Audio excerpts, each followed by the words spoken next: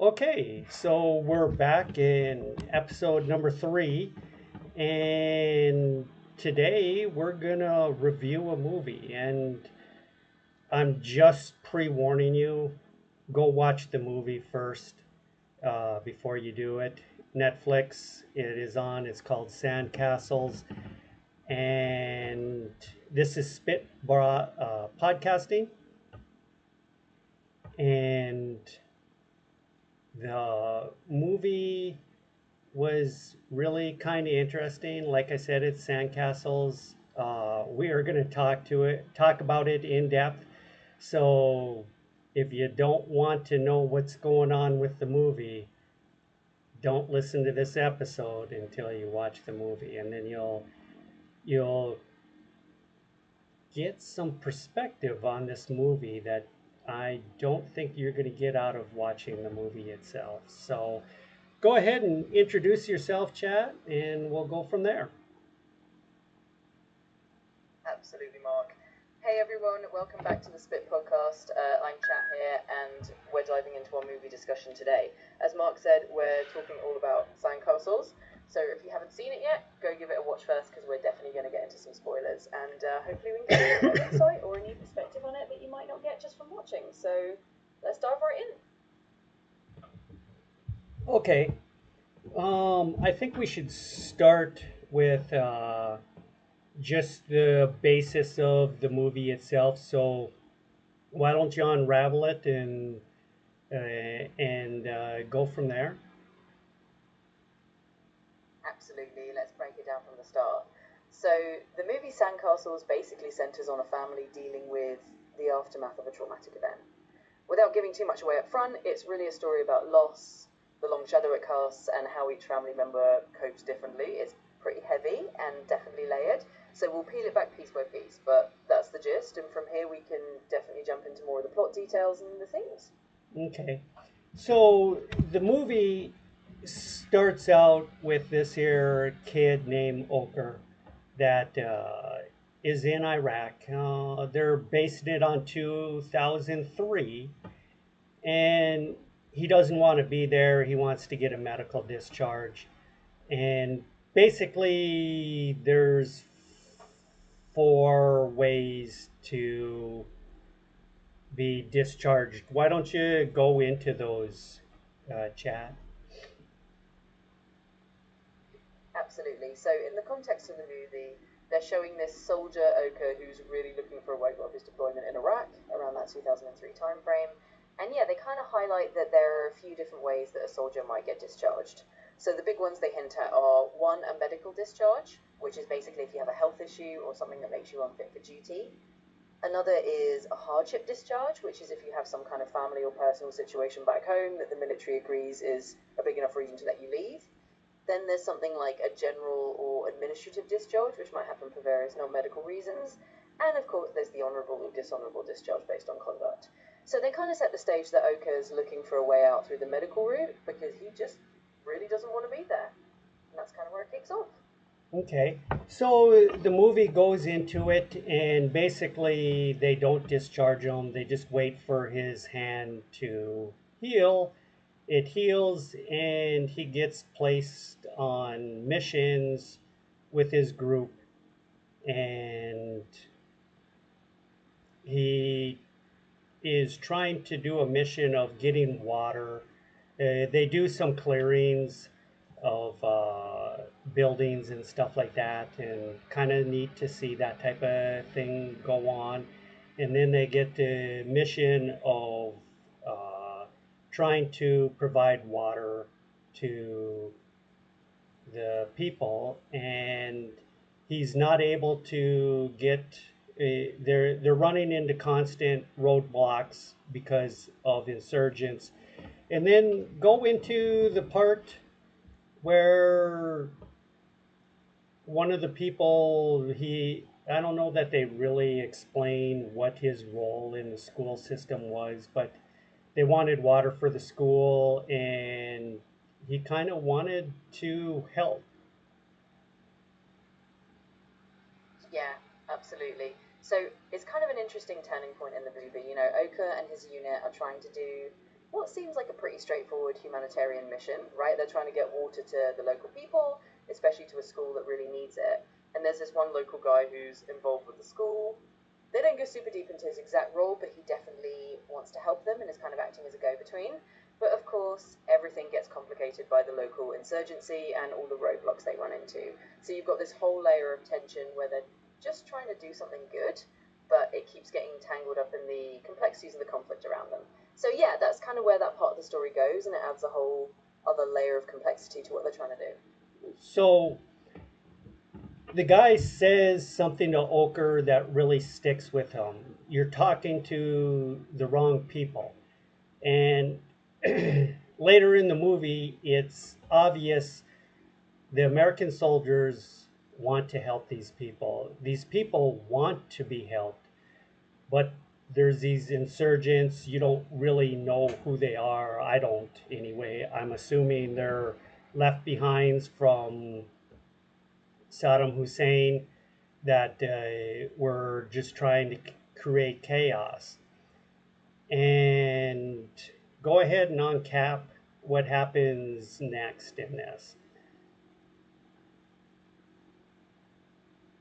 Yeah, absolutely. So that moment is kind of pivotal, right? When the local guy says to Oka, "You're talking to the wrong people," it sort of hits him that there's this whole layer of complexity in the local dynamics.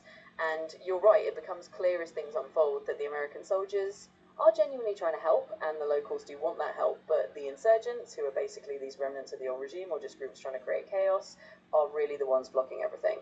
So from there, you basically see Oka and his unit trying to navigate this very tangled web where they want to do the right thing, but they keep getting blocked. And as the story goes on, you see how that tension just really escalates. It puts them in increasingly tough situations, and it's a big part of what makes the movie feel so real and so frustrating in a sense. You really get that sense of how complex the whole situation is. And I know we're taking a long time to get to the point, but there's actually a really good point in all of this.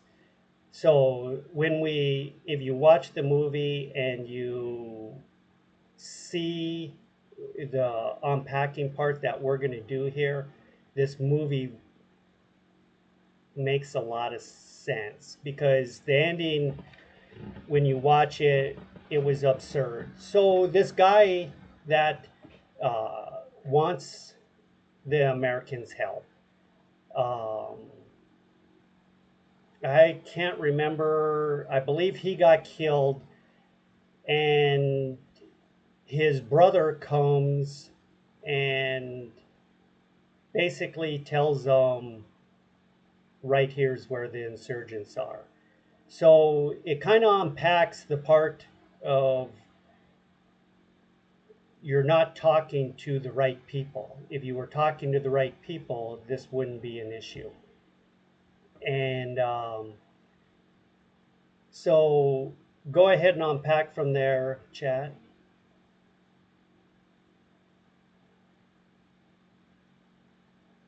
Yeah, absolutely. I think that's a really great point because that twist near the end kind of brings everything full circle. So once you see that the man who originally wanted to help them is killed, it's his brother who steps in and basically says, "Look, here's where the insurgents are." And that's the moment where you realise that all along it was really about knowing who to trust and who actually had the local knowledge to help them. It kind of shows that if they had been able to connect with the right people from the start, maybe a lot of the conflict and the struggle could have been avoided. And so it really does highlight that theme of communication and understanding who the real players are on the ground. So that's kind of the big takeaway, and it makes the ending make a lot of sense when you realise that it's not just about the mission, it's about who you're actually working with and who can actually help you get it done. Right. And so they attack these insurgents. Obviously, they didn't wipe them all out. And towards the end of the movie, basically, some insurgent planted themselves in, which is kind of surprising. Those people knew who they were, but or maybe it was someone they trusted and it was, we will kill your family if you don't do this. And it was basically a suicide bomb. The people that were helping them get the water going uh, got got killed. And here's where it kind of gets interesting. Now, Oker wants to complete the mission, and he gets called into the lieutenant's office with the sergeant major. A lot of soldiers don't have respect for a lot of officers, not all officers, definitely, because there's a lot of good officers in our military. And they're sending Oker home. And it was pretty clear in the movie that the lieutenant despised Oker, even though his beginning service record wasn't good. Uh, in the end, he really did step up and was a good soldier. And it was pretty clear the sergeant that was in charge of Oker, uh, um, the lieutenant had respect for that sergeant. And basically, the conversation was they were going to send Oker home, and Oker didn't want to go. From the beginning of the movie, where he didn't want to be there, now he actually believed in what he was doing and he wanted to complete the mission. Long story short, they send him home. The sergeant major had to put Oker in his place a couple of times, and Oker didn't really listen much to the lieutenant, but when it came to the sergeant major, they had respect for him. So he obeyed him. End of the movie is he goes home, and it's kind of was absurd. It was like, are you kidding me? This isn't a reason they send him home. His tour duty wasn't over because those people travel in packs. So when one goes, they all go. When one comes, they all come. It didn't meet any of the criteria. And go ahead and unpack on that absurdity on that.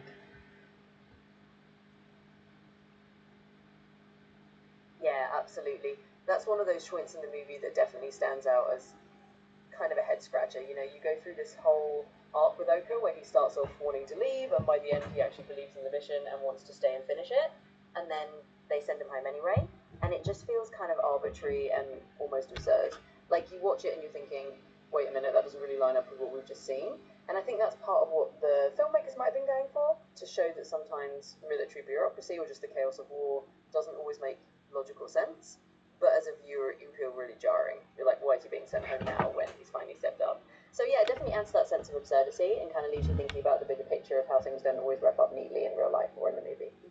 So where we went from there is I thought it was some woke message that you couldn't get out of it, and that couldn't have been further from the truth of it.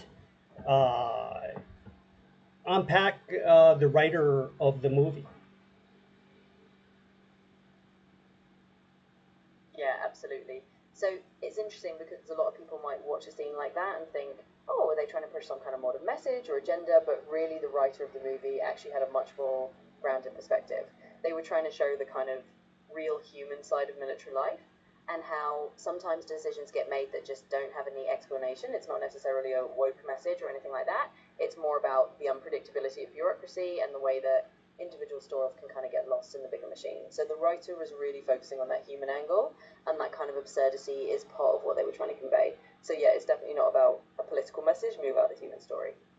Right, and let's go into the writer's background. Um, he was a Iraqi veteran. He actually served somewhere in that time, and he there's similarities to what he saw over there, but they weren't necessarily the same because I don't know. That wasn't what he was trying to convey in the movie. And he was trying to convey that the American soldier, here's my perspective, and these are only my opinions. The United States military is the best military in the world. There's no one that can even come close to it, in my opinion, only. Um, and when we want to set out to complete a mission, we can complete a mission. We fought World War One and we entered the war, and after us entering the war pretty much ended not much longer after that. In World War Two, we fought two war fronts, and what, less than 4 years, we completed that mission. And the U.S. military, when you untie its hands, can complete the mission. It's not about, uh, I mean, it's an absurdity that Afghanistan was like 20 years and it was a disgrace how we ended. And these soldiers wanted it to mean something, is kind of the impression you get once you understand the writer's perspective. And it wasn't the military's fault we couldn't complete these tasks, which boils down to the leadership in the United States problem. This mission by 2003 should have really been done. The Iraqi people, the good Iraqi people, should have been in charge of Iraq in no time. Um, Same thing in Afghanistan. The insurgents should have been got rid of. It was a matter of who you talk to. And he conveyed that as a soldier in the movie. We weren't apparently talking to the right people, or we weren't allowed to talk to the right people. And go ahead, Chad, give your opinion on that.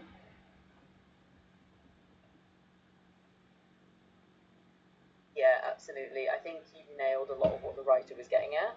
So, having been an Iraqi veteran himself, he was really drawing on that experience to show that the soldiers on the ground often have the will and the ability to get the job done if they're allowed to do it the right. Yeah, I think you're really tapping into the heart of it there. I mean, from the writer's perspective, being an Iraqi veteran himself, he really wanted to show that the soldiers on the ground often knew what needed to be done, or at least had a clear sense of what it would take to finish the mission. And I think you're right that his point was really about how leadership and the bureaucracy sometimes tie the hands of the military.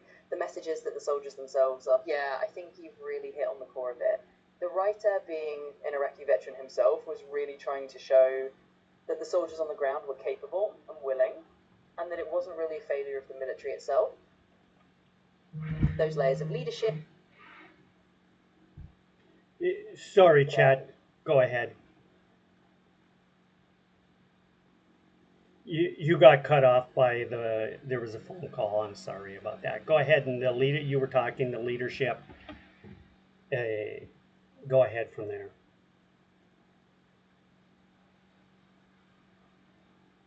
Oh, no worries at all. That happens. So yeah, just to pick up where we left off, really I was just saying that the whole point the writer was making wasn't about any kind of modern agenda. It was more about just the unpredictability of leadership decisions and how sometimes those calls can feel really arbitrary to the people on the ground.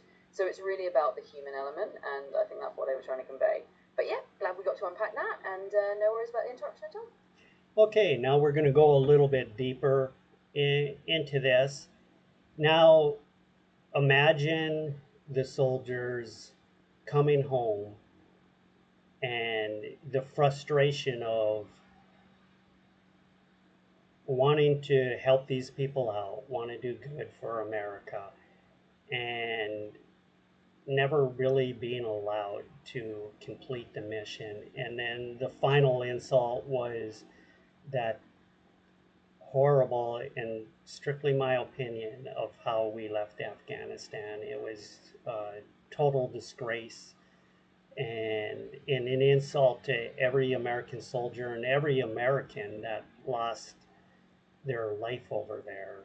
And I think he was trying to convey that as well. And even though I don't think we at the time of the movie, correct me if I'm wrong on that, I don't think the timing of the actual movie we had left Afghanistan. There may have been talks of it, but we still had not uh, left Afghanistan yet. Correct me if I'm wrong on that, Chad.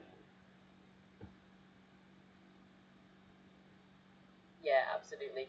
And you're spot on about the timing. I mean, the movie itself was definitely made before the final withdrawal from Afghanistan actually happened, so it wasn't really referencing that event directly. But I think you're right that it sort of resonates in hindsight, and the writer was definitely tapping into that broader feeling of frustration that a lot of soldiers have felt in various conflicts where they go in wanting to help and then things get wrapped up in a way that doesn't really let them finish the mission or feels like it kind of undermines what they were trying to do.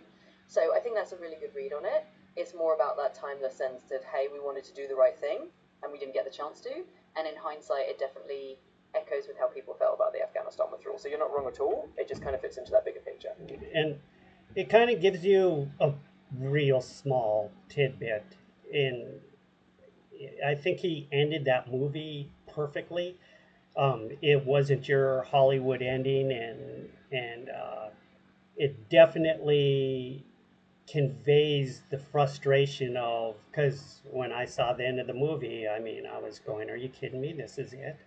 Um, it definitely, you felt this huge incompleteness, and I can imagine that that's what he was trying to convey in this movie, of this incompleteness of coming home. And you got like Chris Kyle, what did he do? 4 tours of duty, and always feeling that incompleteness of not getting the mission done and wanting to complete the mission. And I think this individual hit on it best.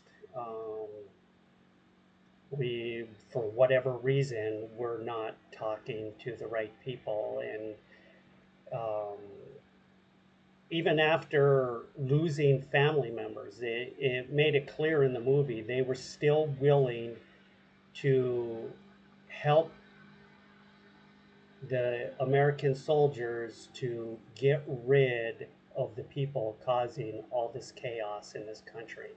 I mean, because they were tired of it. I mean, simple things that we take for granted, like running water, were not there. And and and that was the mission in the movie, was getting the water working again, and the insurgents kept destroying it over and over again. And the Iraqi people were clearly trying to, even after huge loss on their part, were still trying to get rid of the insurgents so that they could live a peaceful life in Iraq. Go ahead, Chad.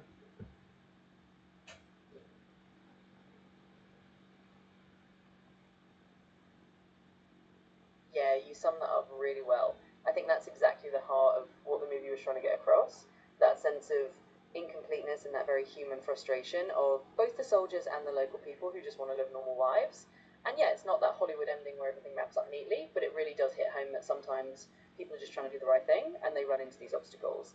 And the local people, even after losing so much, are still willing to stand up and try to fix things. So yeah, I think the movie did a good job of conveying that sense of real world complexity and just leaving you with that feeling of like, wow, there's still a lot more to do. So it definitely lands that point. So, again, strictly my opinion. The next time you say, and there's a lot of people that genuinely believe that and support the soldier, because is all I could see is video. I was alive at the time when the Vietnam vets were coming home, and I remember watching it on news. Um, the soldiers were being called baby killers and getting eggs thrown at them at the airport. I remember talking to a DI in the 80s, and he was saying they were not treated very well, even in airports and stuff like that. I was just dumbfounded, because soldiers shouldn't be treated that way. And it's strictly my opinion. Again, those same people that were throwing eggs, obviously it's not the exact same people that were throwing eggs and calling them baby killers, now say um, that we appreciate your service. And what they really, I don't know, I just, my opinion, I don't think they want to hear that. What they want to hear is you're pressuring the politicians into saying you're going to get this mission done, and it isn't going to take 20 years to get this mission done. And I don't feel that pressure was done, and I believe that because I can read a history book and I am just in awe of what the United States did in World War II with two fronts going on at the exact same time. And we completed it in an extremely short period of time. And there's no reason that these soldiers had to come home feeling that the mission was incomplete. And the debacle that happened in Afghanistan is just, it is such a disgrace to the American soldier. It's just sad. It really was. And they deserved, our American soldiers deserve better. And they deserve better by allowing them to complete the mission, not tying their hands and stuff like that. And I remember one of he was in Afghanistan. I can't remember his name. He got a Congressional Medal of Honor, and he had orders that I believe it was something about he couldn't shoot back at being shot at, and it just super ridiculous orders. And obviously, the officer that was telling him, giving him them orders, obviously he was getting those orders from someone higher up. I mean, they get their hands tied, and it's just, I find it ridiculous and an insult to them. So go ahead, chat, and we're going to start closing out this session, and I hope you enjoyed it. Again, these are strictly only my opinions, and chat, obviously, you can express that. I don't tie you in any way of expressing your opinions. You get to, you got free will to express whatever you want.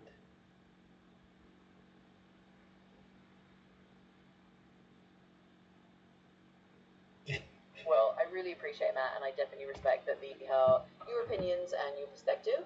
And honestly, I think it's a really important perspective to share because a lot of people feel that same frustration that our soldiers deserve the chance to really do their jobs and not have their hands tied. And like you said, it's amazing what can be accomplished when there is that focus, like in World War II. So yeah, it's a powerful message to end on, and I appreciate you letting me kind of be part of this conversation. It's always good to explore these topics, and yeah, I definitely enjoyed it. So thanks for having me along for the ride. Okay. And we're going to close out, and I'll let you. Uh, I'm saying goodbye, and now, because I cut you off at the end, I've done it a couple of times now where you had more to say. So go ahead, you close it out, and we're going to go from there.